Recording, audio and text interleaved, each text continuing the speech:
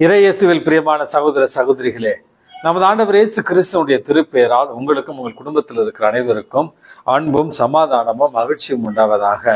அன்பு மிக்கவர்களே, மார்ச் மாதம் 21ஆம் தேதி தாயாம் திரு அவை ஃப்ளூ நகரத்தினுடைய புனித நிக்கோலாஸ் என்பவருடைய நினைவு நாளைத்தான் கொண்டாடுகிறது. அன்பு மிக்கவர்களே, இந்த புனிதரானவர் சுவிட்சர்லாந்து தேசத்துல 15வது நூற்றாண்டுல வாழ்ந்த ஒரு புனிதர். இவர் ஒரு போர் வீரராக இருக்கிறார். போர் வீரராக பல ஆண்டுகள் பணிபுரிந்த பிறகு அந்த நாட்டினுடைய ஆளுநராகவும் நீதிபதியாகவும் உயர்த்தப்படுகிறார். அதற்கு பிறகு மனம் முடித்து வைக்கிறார்கள். திருமணத்துல 10 குழந்தைகளை இவர்கள் பெற்றெடுத்து அந்த குழந்தைகளை ஒழுக்கத்திலும் ஞானத்திலும் வளர்த்தெடுத்து கொண்டிருந்தார்களாம். அன்புமிக்கவர்களே, ஒரு ஆளுநராக மிகப்பெரிய அரச பதவியில இருந்தாலும் ஒரு நாள் ஒரு காட்சியில இவர் உலகத்தை எல்லாம் தனதாக்கி கொண்டிருந்தாலும் தன்னுடைய ஆன்மாவை இழந்து விட்டால் என்ன நடக்கும் என்பதை பற்றின ஒரு காட்சியை காணுகிறார். அதாவது ஒரு அழகிய மலரை ஒரு விலங்கு உண்ணுவது போல அவர் காணுகிறார். அழகிய மலரான என்னுடைய ஆத்மாவை இந்த உலக காரியங்கள் எடுத்துக்கொள்வது போன்ற அந்த காட்சியை கண்ட அவர் அடுத்த கணமே தன்னுடைய மனைவியிடத்திலும் பிள்ளைகளிடத்திலும் அனுமதியை பெற்று துறவர வாழ்வை இவர் மேற்கொண்டார் என்றும், துறவரத்துல மிக எளிமையான ஒரு வாழ்வை வாழ்ந்தார் என்றும் இவருடைய வாழ்க்கையில நம்ம பார்க்கிறோம். அன்புமிக்கவர்களே, இவரை பார்த்து பல இளைஞர்கள் இவரை போல ஒழுக்க நெறியிலும் தவ நெறியிலும் வாழ்வதற்காக இவரை பின்பற்றி வாழ்ந்தார்கள் என்றும், அதன் காரணமாக பல இளைஞர்களை துறவரத்திற்கு கவர்ந்தெழுத்த ஒரு மிகப்பெரிய ஒரு புனிதராக இந்த ஃப்ளூ நகரத்தினுடைய புனித நிக்கோலாஸ் கருதப்படுகிறார். ஏழ்மையிலும் ஜபத்திலும் வாழ்ந்து உண்மையான ஒரு இறை துறவியாக சாட்சியம் பகர்ந்து மரித்தார் இந்த புனித நிக்கோலாஸ் என்று இவருடைய வாழ்க்கையில நம்ம வாசிக்கிறோம். அன்புமிக்கவர்களே, தவ காலத்துல உண்மையாகவே நம்முடைய உலக காரியமான எண்ணங்களை விடுத்து இறைவனை நோக்கிய நம்முடைய சிந்தைகளை செலுத்த இறைவனிடத்துல மன்றாடி செபிப்போம். அன்புமிக்கவர்களே, இன்றைக்கு நமக்கு கொடுக்கப்பட்டிருக்கிற நற்செய்தி வாசகத்துல நம்முடைய கடவுளுடைய மீட்பு திட்டம் எப்படியாக இருக்கிறது? அந்த மீட்பு திட்டத்தோடு நாம் ஒத்துழைக்கிறோமா? அல்லது அந்த மீட்பு திட்டத்துல நமக்கு கொடுக்கப்பட்டிருக்கிற இறைவனுடைய அழைப்பை ஏற்கிறோமா? இறைவன் கொடுத்திருக்கிற இந்த ஒரு வாய்ப்பை பயன்படுத்துகிறோமா என்பதை பற்றி சிந்திக்கத்தான் இன்றைய வாசகம் நமக்கு அழைப்பு விடுக்கிறது. என்ன வாசகம் என்று பார்த்தோம் என்றால், நிலக்கிழார் ஒருவர் நெடுந்தொலைவு பயணம் செய்ய விரும்பிய ஒரு நேரத்துல தன்னுடைய திராட்சை தோட்டத்தை அவர் கட்டி எழுப்புகிறார். அந்த திராட்சை தோட்டத்தை சுற்றி வேலி அமைக்கின்றார். அந்த திராட்சை தோட்டத்துல கண்காணிப்பு கோபுரத்தை ஒன்றை அவர் ஏற்படுத்துகிறார். அந்த திராட்சைகளை பிழிந்தெடுப்பதற்கான ஒரு வசதி, இவை அனைத்தையுமே செய்துவிட்டு தோட்ட தொழிலாளர்களிடத்துல இது ஒப்படைத்து விட்டு செல்கிறார். சில காலம் கழித்த பிறகு தன்னுடைய உரிமை பங்கை பெற்று வருவதற்காக தன்னுடைய பணியாளர்களை அனுப்பிய நேரத்துல அந்த பணியாளர்களை பிடித்து ஒருவரை நைய புடைக்கிறார்கள், ஒருவரை கொலை செய்கிறார்கள், ஒருவரை கல்லால் எறிந்து அனுப்புகிறார்கள். 2வது முறையாக இன்னும் சில பணியாளர்களை அனுப்புகிறார். இந்த 2வது முறை அனுப்பப்பட்ட பணியாளர்களையும் தோட்ட தொழிலாளர்கள் அவ்வாறே கொடுமை செய்து அனுப்புகிறார்கள்.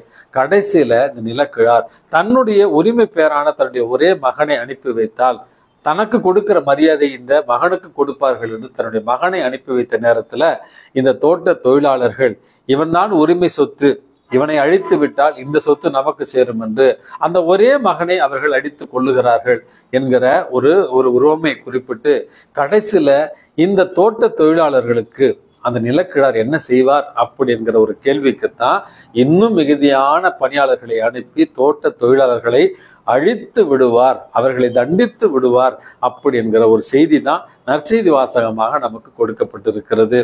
அவர்களுக்கான அந்த இறை ஆட்சி, அவர்களுக்கான அந்த அழைப்பு அவர்களிடமிருந்து எடுக்கப்பட்டு தகுதி உள்ளவர்களுக்கு கொடுக்கப்படும் என்பதுதான் நற்செய்தி வாசகம். அன்புமிக்கவர்களே, இறைவனுடைய மீட்பு திட்டம் தன்னுடைய ஒரே மகனை இந்த உலகத்துல நமக்காக அனுப்பி அவர் சிலுவை மரணத்தின் வழியாக நம்மை மீட்டுக் கொள்வதுதான் இறைவனுடைய மீட்பு திட்டம். இறைவன் இந்த உலகையும், இந்த உலகத்துல நமக்கான வாழ்வையும், இந்த வாழ்வுல நமக்கான உறவுகளையும், இந்த உறவுகள் நம்மை நிலை வாழ்விற்கு அழைத்து செல்வதற்கான பல்வேறு வசதிகளையும் வாய்ப்புகளையும் திறமைகளையும் இறைவன் இந்த மண்ணுலகளை நமக்கு கொடுத்திருக்கிறார். அன்புமிக்கவர்களே, இவை அனைத்தையுமே பயன்படுத்தி நிலை வாழ்வையும் நிறை வாழ்வையும் நாம் பெற்றுக்கொள்கிறோமா? அல்லது இறைவன் கொடுக்கிற இந்த அழைப்பை நிராகரித்து இறைவனுடைய இறை வாக்குகளையும் இறை வாக்கினர்களையும் தண்டித்து அவர்களுக்கும் செவிமடுக்காத ஒரு வாழ்க்கையை வாழ்கிறோமா என்கிற அடிப்படையான ஒரு கேள்வியை தான் இறைவன் இன்றைக்கு நமக்கு கெடுக்கிறார். அன்புமிக்கவர்களே, இறைவனுடைய அழைப்பிற்கு நாம் மறுப்பு தெரிவித்தால், இறைவனுடைய மீட்பு திட்டத்திற்கு எதிர்ப்பு தெரிவித்தால் கடைசியில என்ன நடக்கும் என்பதையும் இறைவன் இன்றைக்கு எச்சரிக்கையாக நமக்கு சொல்லுகிறார்.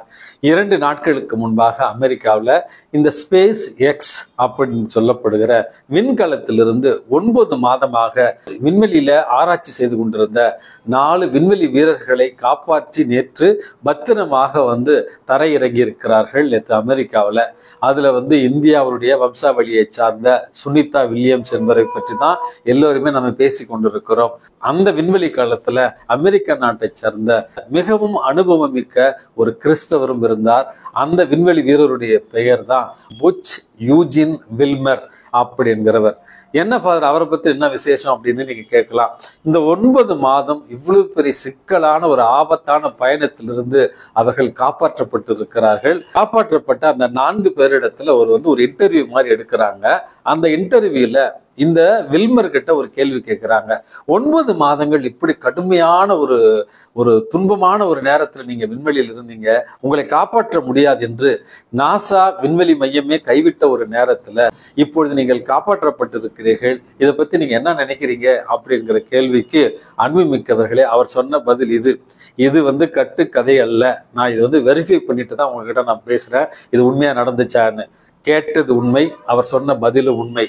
அவர் சொன்ன பதில் என்ன என்றால், இன்றைக்கு நான் உயிரோடு இருப்பது, காப்பாற்றப்பட்டிருப்பது, நான் சாதித்தது எல்லாமே என்னுடைய விசுவாசத்தின் அடிப்படை காரணம் என்பதை உங்களோடு பகிர்ந்து கொள்ள விரும்புகிறேன். எனது ஆண்டவர் இயேசு கிறிஸ்து தான் என்னுடைய வாழ்வின், என்னுடைய வெற்றியின், எனது அனைத்து நிகழ்வுகளுக்கும் அடிப்படையான ஒரு காரணம் என்பதை மகிழ்வோடு தெரிவித்துக் கொள்கிறேன். அப்படி என்று உலகம் முழுக்க இருக்கிற அனைத்து மக்களுக்கும் தன்னுடைய விசுவாசம், தன்னுடைய மீட்பர் இயேசு கிறிஸ்துவால் தான் இவ்வளவு வெற்றிகளை நான் பெற்றிருக்கிறேன், இன்றைக்கு காப்பாற்றப்பட்டிருக்கிறேன் என்கிற உண்மையை உறக்க சொல்லி இருக்கிறார். அன்புமிக்கவர்களே, இந்த ஒரு வாழ்வைத்தான் உங்களுக்கும் எனக்கும் பாடமாக இன்றைக்கு நான் உரைத்துக் கொள்ள விரும்புகிறேன். எவ்வளவு பெரிய வளர்ச்சி, எவ்வளவு பெரிய ஒரு சாதனை! இந்த சாதனைக்கு எல்லாவற்றுக்குமே என் விசுவாசமும் என்னுடைய மீட்பர் இயேசு கிறிஸ்துவும் தான் காரணம் அப்படி என்று மார்தட்டி உரைக்கிற தன்னுடைய அந்த விசுவாச அறிக்கையைத்தான் அந்த யூஜின் வில்மர் என்பவரிடமிருந்து நான் இன்றைக்கு உங்களோடு பகிர்ந்து கொள்ள விரும்புகிறேன். இந்த வாழ்க்கையில நமக்கு கொடுத்திருக்கிற எல்லா வாய்ப்பும் வசதிகளும் மீட்படைவதற்காகத்தான், நிலை வாழ்வை பெற்றுக்கொள்வதற்காகத்தான், நமது ஆண்டவர் இயேசு கிறிஸ்துவை நம்முடைய மீட்பராக அறிந்து கொண்டு விசுவசித்து அவரில் நம்பிக்கை வைப்பதற்காகத்தான். இந்த அருமையான நேரத்துல இறைவன் கொடுத்திருக்கிற அனைத்து வாய்ப்பு வசதிகளுக்காகவும் நன்றி சொல்லுகிற நாம் அவருடைய மீட்பு திட்டத்துல இறைவனுடைய குரலுக்கு, இறை வார்த்தைக்கு செவிமடித்து மீட்பை பெற்றுக்கொள்ள இறைவனிடத்துல மன்றாடி ஜெபிப்போம். எல்லாம் அல்ல இறைவன், தந்தை, மகன், தூய ஆவி உங்களையும் உங்கள் குடும்பத்தில் இருக்கிற அனைவரையும் நிறைவாக ஆசீர்வதித்து பாதுகாத்து வழி நடத்துவாராக. ஆமென்.